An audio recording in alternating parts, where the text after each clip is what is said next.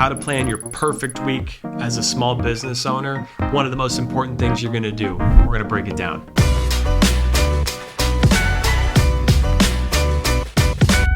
My name is Ryan Knoll. I'm your small business coach.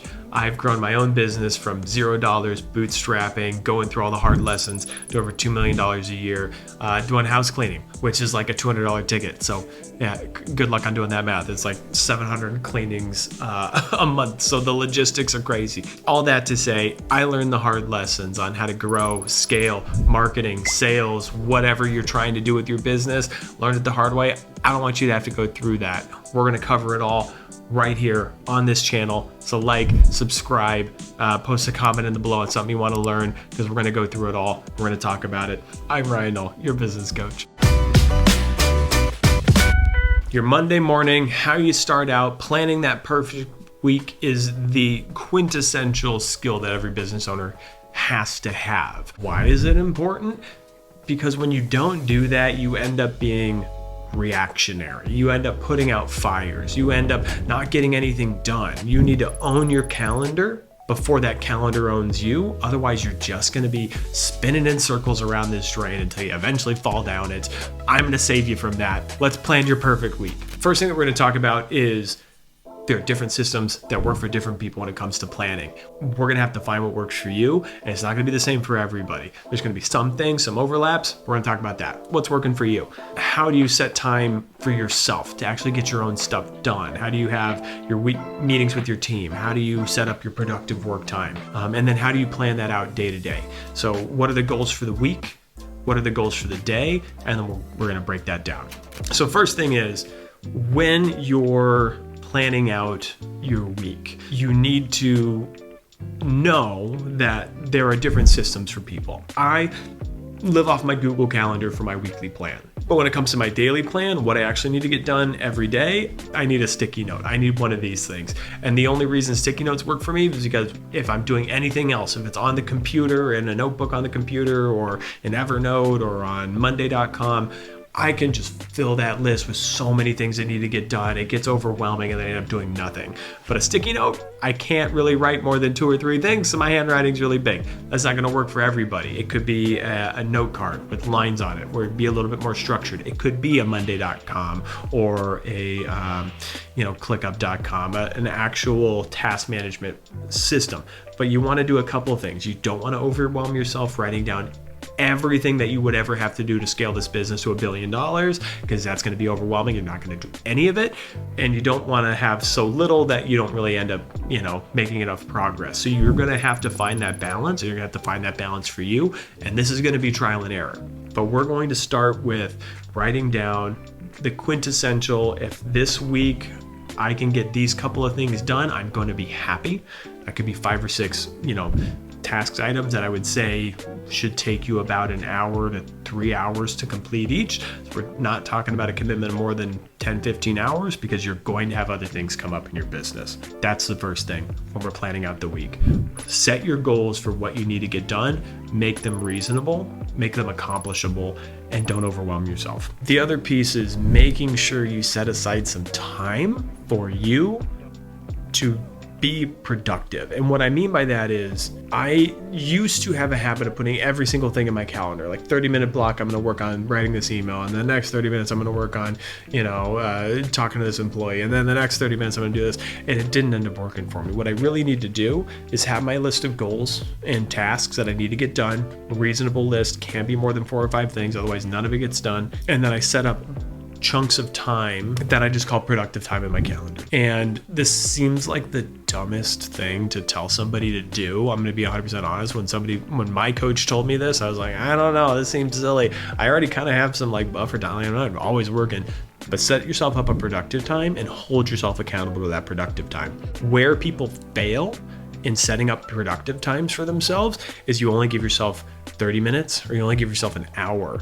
But what we fail to realize is even though that task might only take an hour, when you sit down at your computer, you're going to be checking your emails, you're going to be checking your messages, you're going to be kind of putting out some fires over here, and it's going to take you some time to task switch, to get your mindset out of the, hey, I was just working on this job out on site, and now I've got to work on this project, redoing our phone systems. You got to get into that mindset and you got to give yourself time to do that. That could be 15, 20 minutes, but the easiest way to do it is when you're setting up those productive times for yourself, block out 3 hours on your calendar. It seems like a lot. It seems like it's going to be aggressive, but I can maybe get 1 or 2 things done in that 3 hours because I have to task switch. And if I don't give myself that time, if I only give myself an hour, I end up usually getting about nothing done. I'll sit down and I'll feel like I'm productive because I'm checking my email, but I don't actually get the thing done that I need to get done.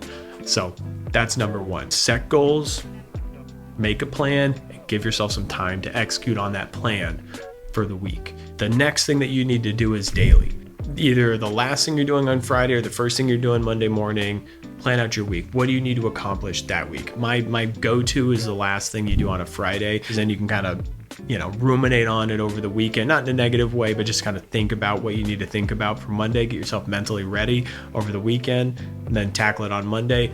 If you're not an evening person, Friday, you're just, hey, I'm checking out, I'm going to the club, I'm going to the bar, I'm doing happy hour. Do it Monday morning when you first get in. Set your goals. What are we going to accomplish this week? We need to be held accountable to something. So what are your goals for the week?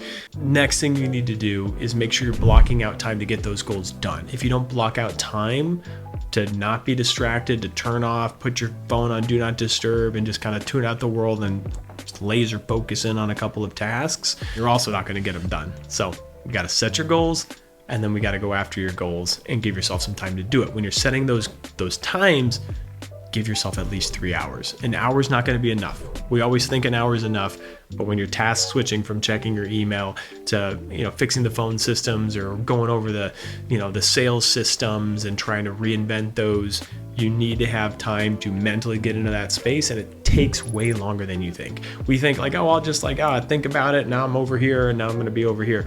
But if you actually record yourself and watch yourself doing these things, you'll be sitting at that computer for like 10 minutes just checking email, looking at other stuff. It feels like you're doing something productive. Maybe you saw a text message on your phone. Okay, now I'm in the mode to actually work. And it takes about 10-15 minutes. After we have our goals set for the week, we've got our time blocked off, 3-hour blocks, at least 3-hour blocks. For me, I do my full Monday, my full Friday, and then 3 hours on Tuesday, 3 hours on Thursday, and then there's a smaller 2-hour block on a Wednesday. So I just have the time. After we do that, every day when you come in, write some goals for what you're going to accomplish that day, first thing in the morning. Meaning, for me, I grab sticky notes. Sticky notes work really well for me because I can't write more than 2 or 3 tasks on them, and that's just enough that I can get it all done in a day. If I use an actual notepad or an index card, there's lines, so I can just write 20 different things. I get overwhelmed. I end up doing maybe one of them.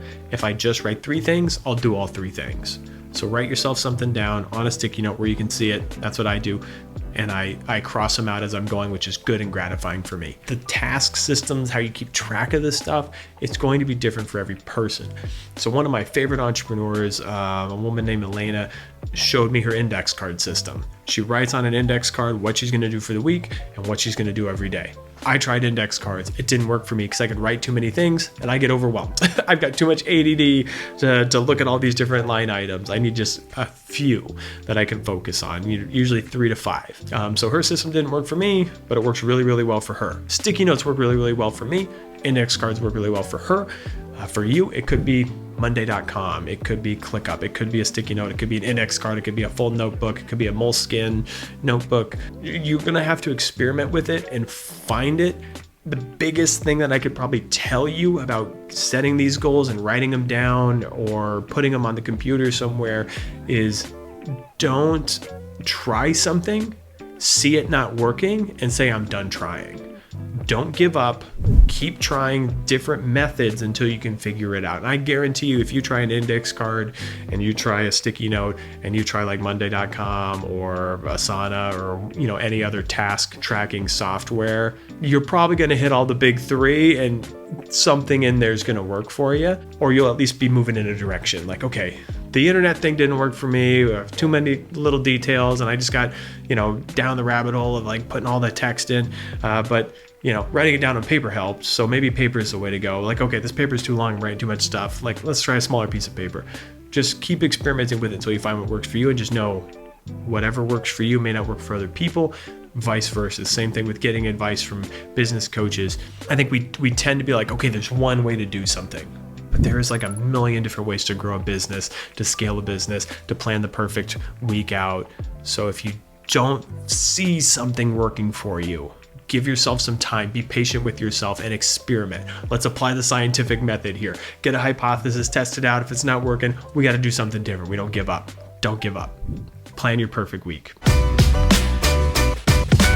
Question of the day. If you're getting value out of these videos, if you've got something that it's burning question on your mind, post it in the comments below. I want to answer all these. If the question's good enough, I'll pull you on the show. We'll do an interview and I will answer your question live in front of you for everybody on YouTube. Post a question in the comments below. Thank you for watching. Like, comment, subscribe.